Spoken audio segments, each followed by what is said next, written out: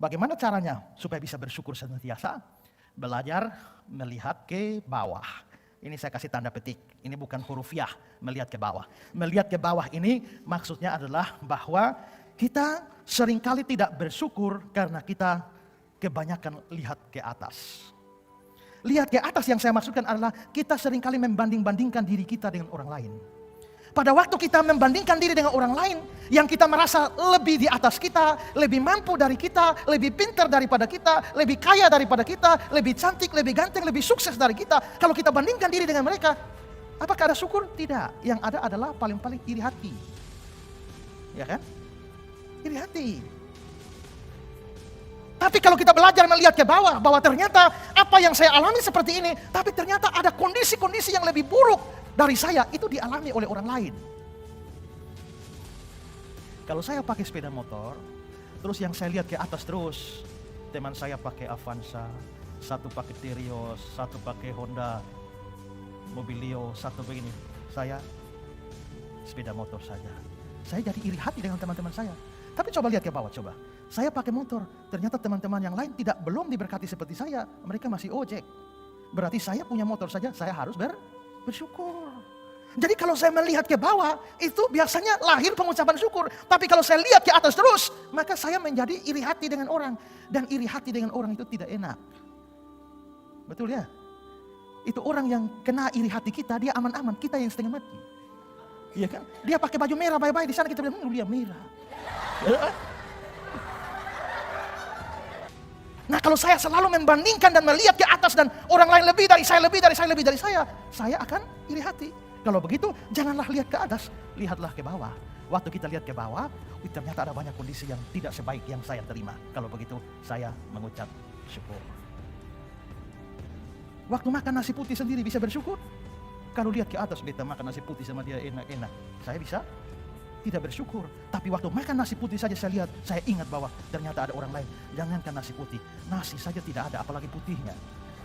Ya kan? Maka saya bisa bersyukur walaupun nasi putih. Ya. Punya gaji kecil bisa bersyukur. Kalau bandingkan diri dengan orang gaji besar, kita lagi akhirnya jadi hati tidak enak, tidak bisa bersyukur. Tapi kita bandingkan biarpun gaji kecil masih ada daripada orang lain. Tidak ada gaji sama sekali. Berarti saya bersyukur. Maka lihatlah ke bawah.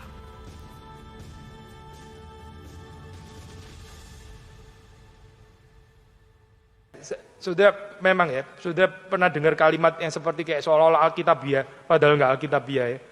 Yaitu, lu kalau terus lihat ke atas, lu susah bersyukur, lihatlah ke bawah. Pernah dengar dong kalimat kayak gini kan ya? Lihatlah orang yang susah, lihatlah orang ini. Kalau sudah lihat ke bawah, terus sudah bersyukur atas karena mereka sengsara gitu. Apakah itu Alkitab gitu? Bukan dah. Saya nggak percaya soal prinsip ini ya. Kita bersyukur karena melihat ke bawah, melihat orang yang susah seperti itu. Kita bersyukur karena kita itu harusnya nggak dapat apa-apa. Kita harusnya dibuang, kita harusnya ke neraka. Tapi Tuhan memberikan kepada kita keselamatan. Itu kita bersyukur. Bukan karena kita lihat di situ. Ada saat-saat deh, kalau saudara keep comparing kayak begini, saya percaya ada saat-saat di mana saudara mau melihat ke bawah, saudara nggak menemukan ada yang lebih di bawah daripada saudara. Gitu. Lalu di saat seperti itu apa? Berarti saudara punya alasan cukup untuk tidak bersyukur gitu. Saya mau lihat ke bawah, nggak ada kayaknya orang bangkrut sakit kayak saya, nggak ada deh. Terus gimana? Boleh nggak bersyukur? Macet kan saya, itu macet, alasan ini jadi macet gitu.